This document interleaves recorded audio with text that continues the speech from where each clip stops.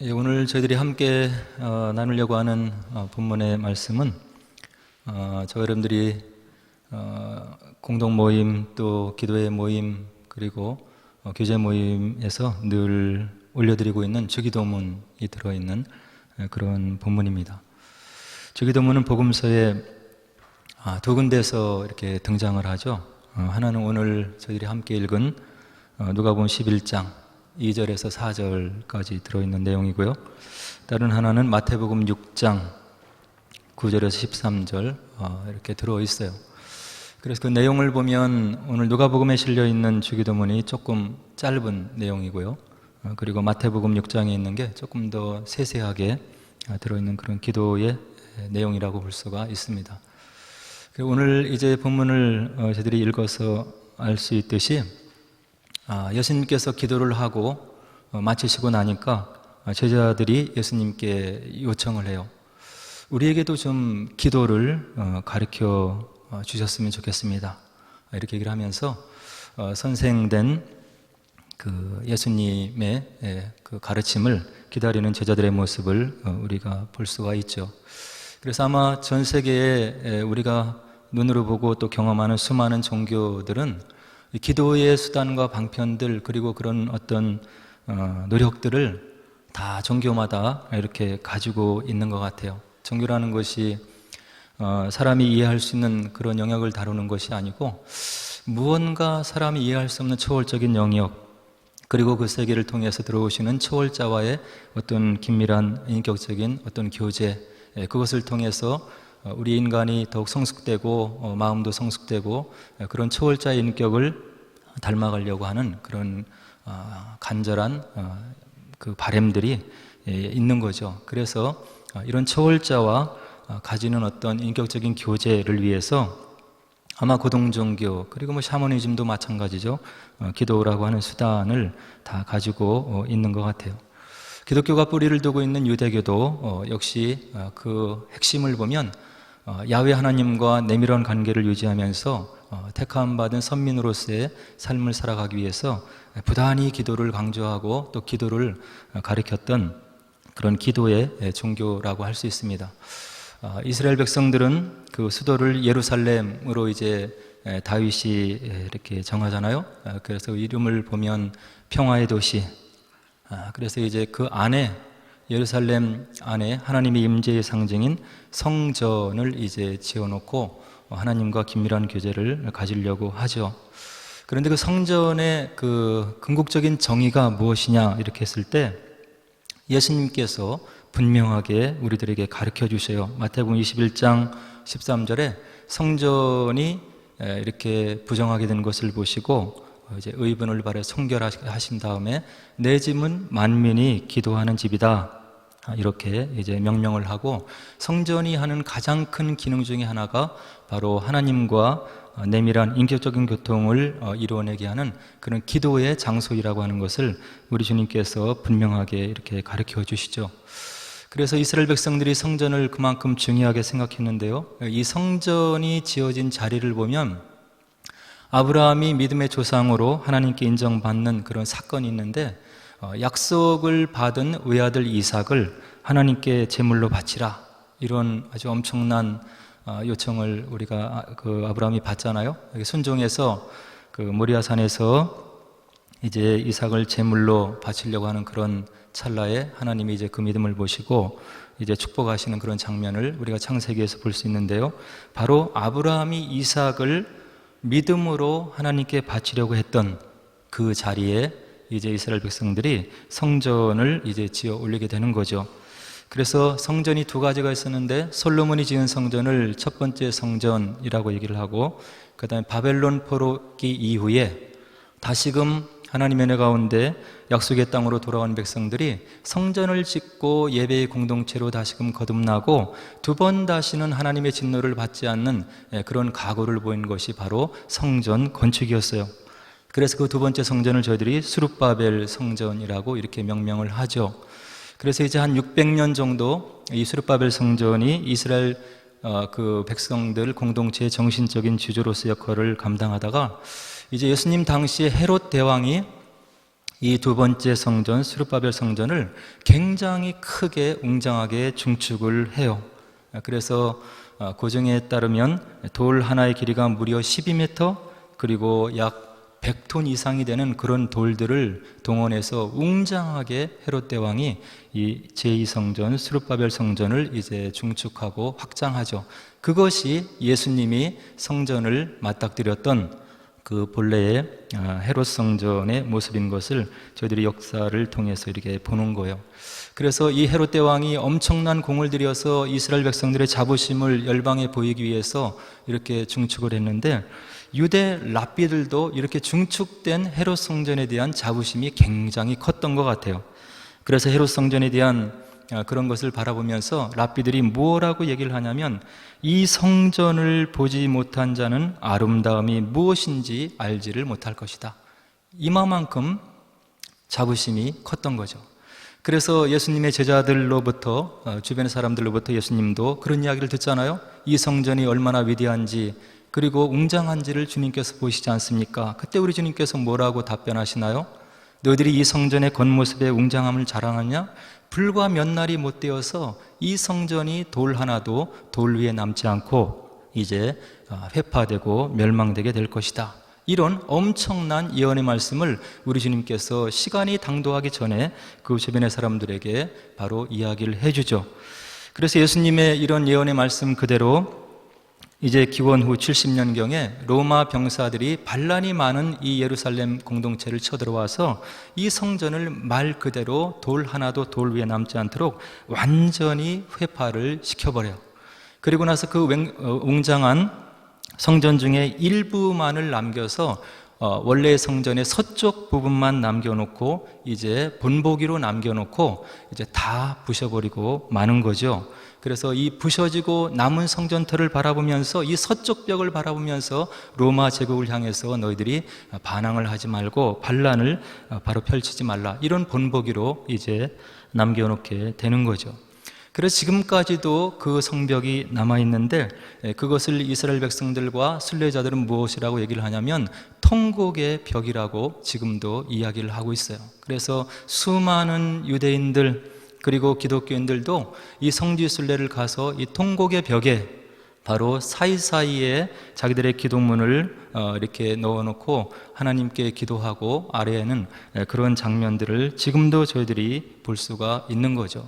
솔로몬이 성전을 건축한 다음에 이 성전을 향해서, 이 성전이 있는 곳을 향해서 간구하고 기도하는 모든 것을 들어주옵소서, 이런 기도를 열왕기상 8장과 역대하 6장에 분명히 기록해 놓고 있기 때문에 이 언약의 말씀을 믿는 모든 이스라엘 백성들 그리고 크리스찬들도 성지를 순례를 했을 때 바로 그곳에 기도문을 끼워 놓고 기도의 대열에 동참하는 그런 것을 지금도 저희들이 볼 수가 있는 거죠.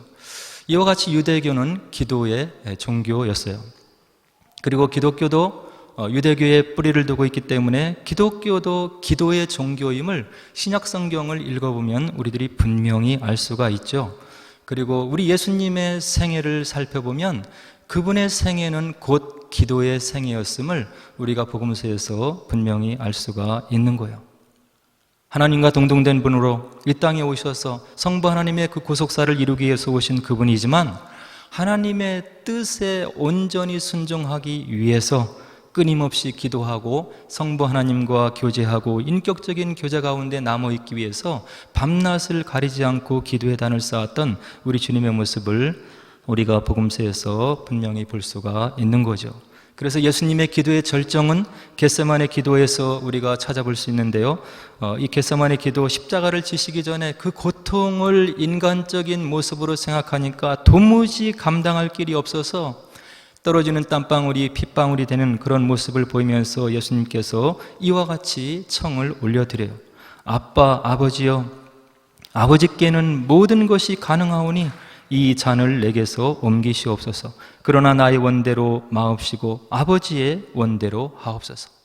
육신을 입고 있는 예수님께서 십자가의 고난을 생각할 때 도저히 감당할 수 있는 그런 마음의 용기 그리고 결단이 서지 않았다고 하는 거죠. 그래서 할 수만 있으면 아빠, 아버지요, 하나님을 아빠라고 유일하게 부른 그분, 하나님을 친근하게 여긴 그분, 하나님과 영세전부터 나눴던 그런 교제의 순간을 추억하면서 아빠, 아버지여 모든 것이 아버지께는 가능하오니 이 잔을 내게서 옮겨 주옵소서. 그러나 나의 원대로 마옵시고 아버지의 원대로 하옵소서. 이것이 기도의 정수인 거예요. 우리가 가지고 있는 마음의 소원을 관철시키기 위해서 기도하는 것이 아니고, 처음에는 그렇게 우리가 기도의 자리로 들어갔다 하더라도 기도하다 보면 아버지의 뜻을 받아들이고 수긍하고 거기에 결단을 내릴 수 있는 아버지의 뜻에 온전히 일치시켜 드리는 그런 용기와 결단과 힘을 기도를 통해서 얻을 수 있기 때문에 우리가 기도를 해야 된다고 우리 주님께서 이야기를 해주고 있는 거죠. 기도가 이와 같이 중요하기 때문에 우리가 기독교 역사를 살펴보면 중세 수도사들도 이 기도를 생명과 같이 여겼던 것을 우리가 역사를 통해서 살펴볼 수가 있어요. 저희들이 잘 알고 있는 프란시스 수도사, 일과 기도서라고 하는 것을 남겼고, 이 수도의 열정을 우리가 해나가기 위해서 얼마나 지난하게 기도에 매달렸고 하나님의 능력을 구했는지를 그의 생애를 통해서 남겨놓은 기도서를 통해서 우리가 알 수가 있는 거죠. 또 프란시스와 쌍벽을 겨루는 베네딕트도 수도사들에게 청빈과 순결과 순종의 계율을 지키게 하고, 수도사들에게 뭐라고 주문을 하냐면 기도하며 일하라, 쉬지 말고 기도하라고 하는 다른 표현이라고 이렇게 볼 수가 있어요. 그래서 공동체의 수도사들의 하나님께 헌신한 그런 마음을 지켜나가기 위해서 얼마만큼 뼈를 깎고 마음의 결단을 내리고 기도의 훈련을 쌓기 위해서 노력했는지를 우리가 기독교 역사를 통해서 분명히 알 수가 있는 거죠. 영국도 이제 종교개혁의 그런 영향을 받아서 다시금 이제 개신교 프로테스탄트가 등장하게 되는데요, 여기에 큰 기여를 한 사람이 토마스 크랜머라고 하는 그런 종교개혁자의 후예자가 있었던 거죠. 헨리 8세와 에드워드 6세의 고문을 맡았던 이 사람은 그 유명한 성공의 기도서 The Book of Common Prayer, 이것을 작성해서 오고 오는 세대에 하나님께 어떻게 기도를 하고 나가야 되는지 기도의 모범을 그의 일생을 통해서 역작으로 남겨놓았고, 지금도 성공회나 천주 이런 교단에 보면 이 기도서를 주축으로 해서 그들이 예전을 이루어 나가고 있는 그런 좋은 전통을 우리가 볼 수가 있는 거예요. 그래서 역사를 살펴봐도, 구약을 봐도, 신약을 봐도 우리 믿는 자들에게 기도가 얼마만큼 중요한지를 우리들이 눈을 떠보면 금방 헤아려 알 수가 있는 거죠.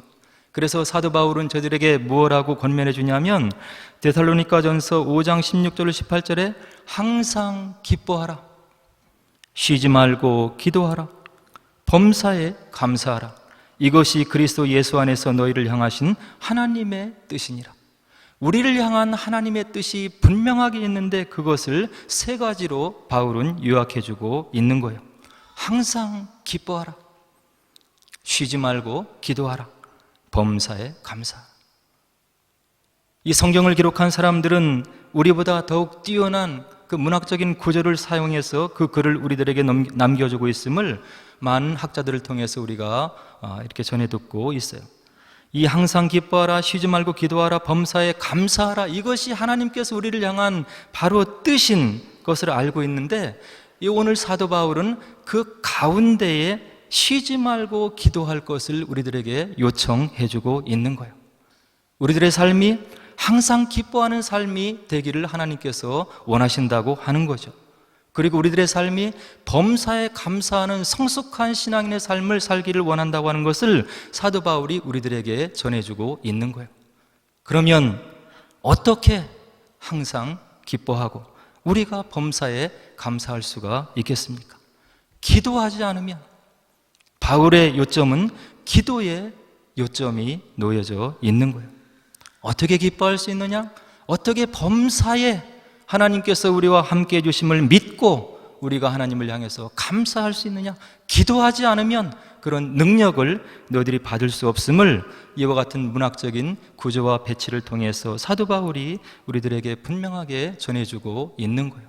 범사에 감사하고 항상 기뻐하기를 원하는 소원을 저와 여러분들이 가지고 있습니까? 어떻게 해야 되나요?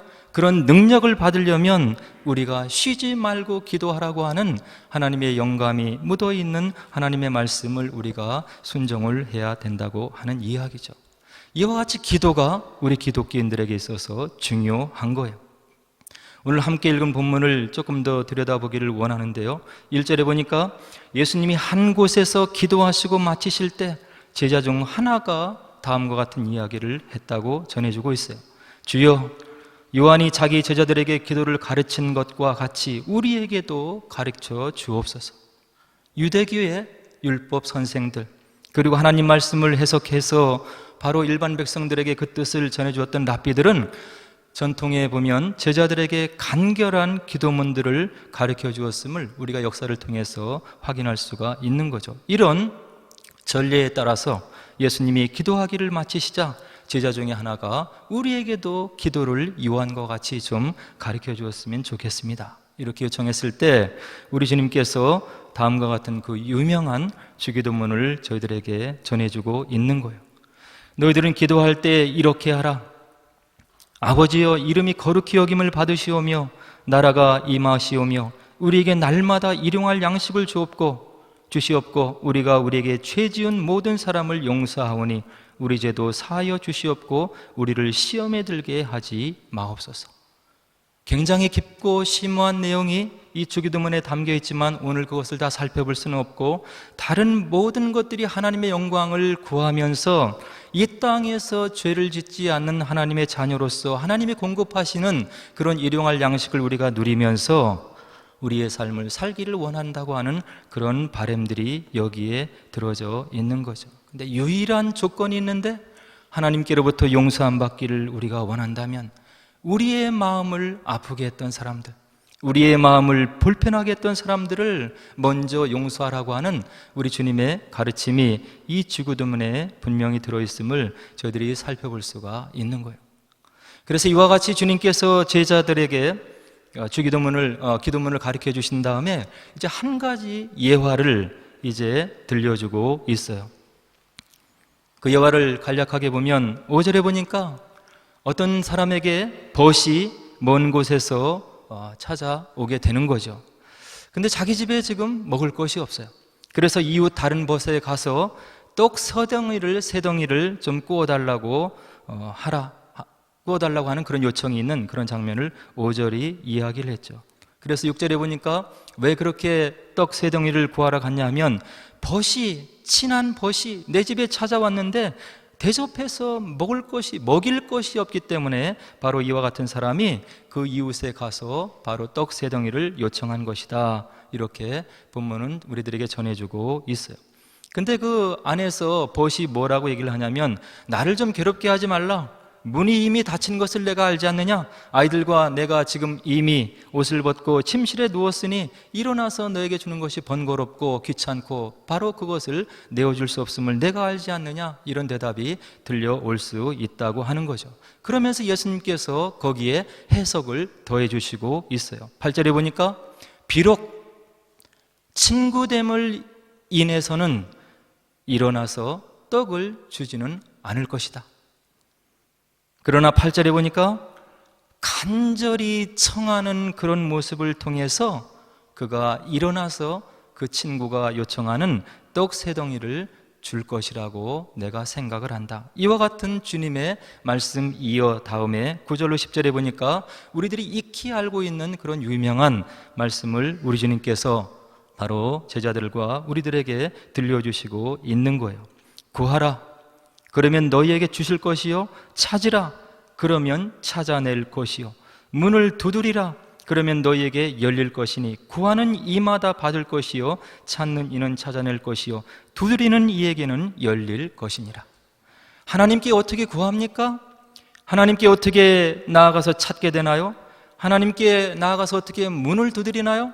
하나님이 계심을 믿는 마음을 가지고 나를 살펴주시고 동행해 주시고 더 좋은 곳으로 인도해 주기를 원하는 그 하나님을 믿는 마음을 가지고 있어야 바로 이와 같이 구하고 그리고 찾고 두드리는 일이 있을 거라고 하는 것을 우리 주님께서 그 속에 바로 의미를 두고 우리들에게 이야기를 해주고 있는 거죠.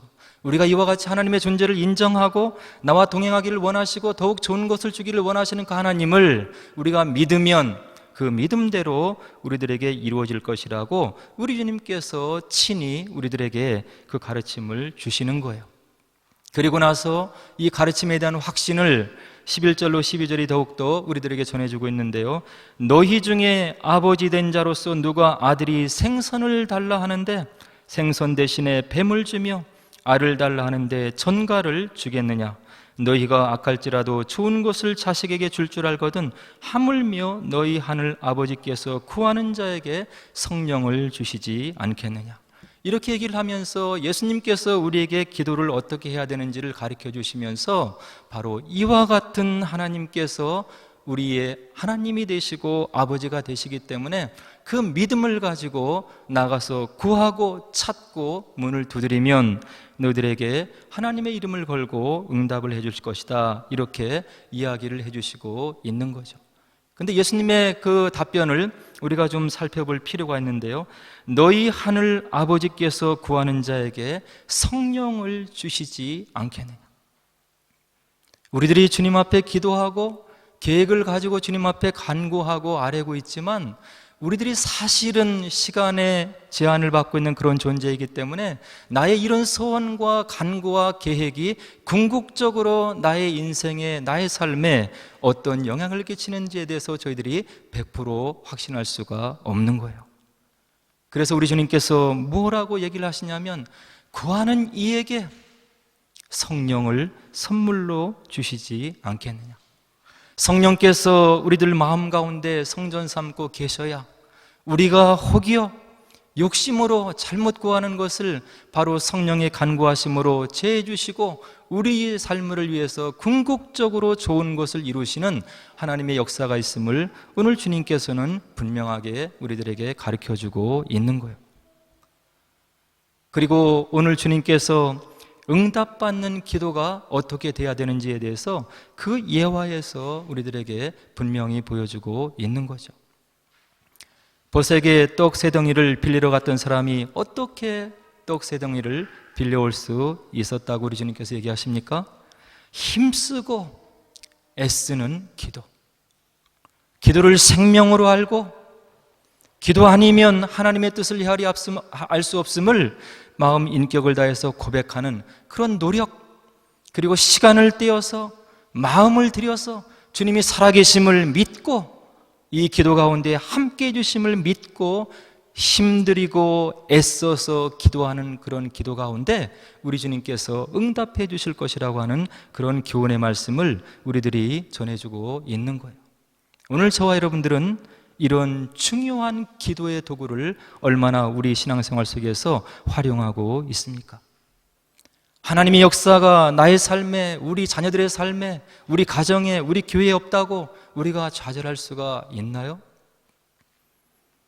힘쓰고 애써서 목이 쉬도록 시간을 따로 떼어놓고 바쁘고 분주하지만 그것보다 더 중요하고 바쁘고 우선되는 일이 우리에게 있어서 기도가 된다고 하는 믿음이 저와 여러분들에게 있냐고 하는 이야기예요. 이렇게 마음을 들여 힘을 다해서 하나님 살아계심을 믿고 마음을 기울여 노력을 다해서 간구를 하게 되면 처음에는 푸념으로 하나님을 향한 원망으로, 그리고 나의 마음속에 다가온 그런 원망과 불평함을 가지고 하나님 앞에 푸념을 늘어놓을지 모르지만 시간이 갈수록 성령께서 위로해 주시는 음성을 우리가 느끼게 되는 것이고, 시간이 지날수록 기도의 깊이가 깊어질수록 성령께서, 하나님께서 이와 같은 사건을 통해서 내가 무엇을 깨닫기를 원하시는지를 속삭여 주시는 하나님의 음성을 우리가 들을 수가 있다고 하는 이야기예요. 이것이 기도의 바로 가치이고 기도의 중요성이라고 생각이 되는 거죠. 우리 주님께서도 십자가를 지기 어려우셔서 할 수만 있으면 피하려고 몸부림치셨던 겟세마네의 모습을 우리가 조금 전에 살펴본 거지요. 기도가 땀이 떨어지는 핏방울과 같이 되는 그런 힘쓰고 애쓰는 그런 노력을 통해서 성령께서 도우시는 가운데 아버지의 뜻이 이루어지기를 바로 최후에 올려드렸던 주님의 기도의 본을 우리가 본받아야 되겠는데, 우리가 기도를 인정하고 있느냐, 기도의 능력을 우리가 확신하고 있는지, 그리고 우리가 기도가 그만큼 중요하다고 한다면 우리의 모든 것을 걸어놓고 우리가 기도에 힘을 쓰고 있는지를 우리 스스로 체크를 해봐야 된다고 하는 거죠. 마음의 풍랑이 일고 억울함이 마음속에 치솟아 오르고 왜 내가 이와 같은 일을 겪어야 되는지를 하나님을 향해서 바로 원망을 늘어놓고 시작한 기도가 하나님의 은혜 가운데 성령께서 마음이 역사하는 가운데 마음의 평강이 일어나고 기쁨이 마음속에 찾아오고 그 일과 사건과 사람을 용서할 수 있는 그런 마음이 일어나게 하는 것이 기도의 능력이라고 하는 거예요. 이런 기도의 능력의 체험을 우리가 하지 않으면 우리가 어떻게 신앙의 성장이 있을 수가 있겠습니까? 하나님의 뜻을, 하나님의 경륜을 우리가 어떻게 헤아리 알고 우리의 욕심을 쳐서 복종시키고 주님의 권능 안에 우리가 무릎을 꿇을 수 있는 믿음의 인격이 될 수가 있냐고 하는 이야기예요. 우리에게 문제를 주심은 우리의 삶을 엉망으로 만들기 위해서 주시는 것이 아니고 경륜 가운데 하나님께 나오게 하기 위한 하나님의 뜻임을 우리가 기억하시고 문제가 느껴지고 또 이렇게 생각이 되고 일어나는 것을 우리의 눈으로 목도할 때 우리에게 주신 기도의 도구를 우리 믿음의 선지들과 같이 사용하시고 그리고 또 체험하시고 우리 삶 가운데 역사하시고 응답으로 임하시는 하나님을 체험해서 우리의 뜻을 주님의 뜻에 맞춰 나가는 그런 성숙한 신앙 삶을 사시고 우리의 삶을 통해서 주님의 뜻을 이루어드리는 그런 복된 제자로서의 삶을 사시기를 주의 이름으로 간절히 축원을 드립니다. 이제 우리 오늘 함께 나눈 말씀을 생각하면서 기도하도록 하겠습니다.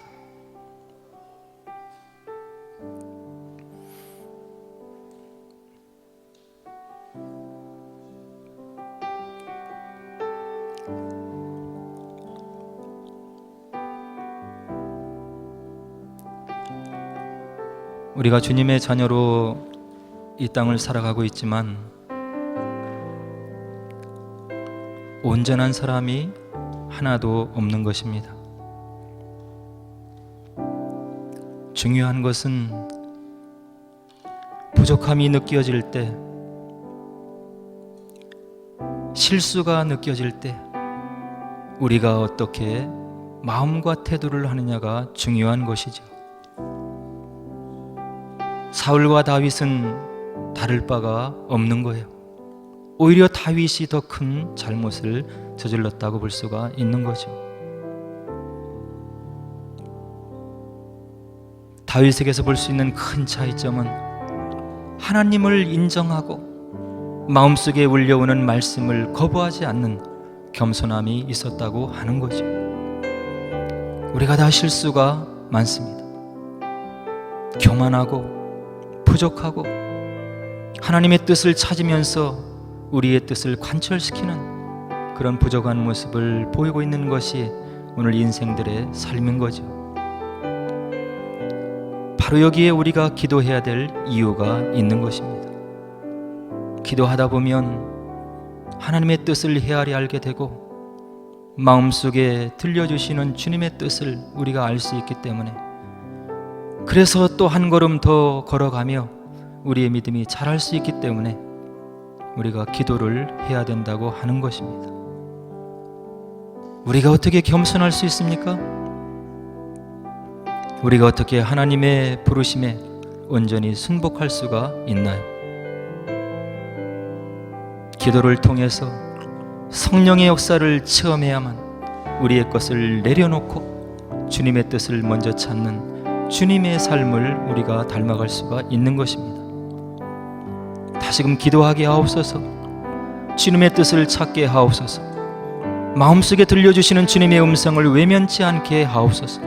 주님의 뜻에 순종할 수 있는 믿음을 허락하옵소서. 우리 함께 기도하도록 하겠습니다. 기도하겠습니다.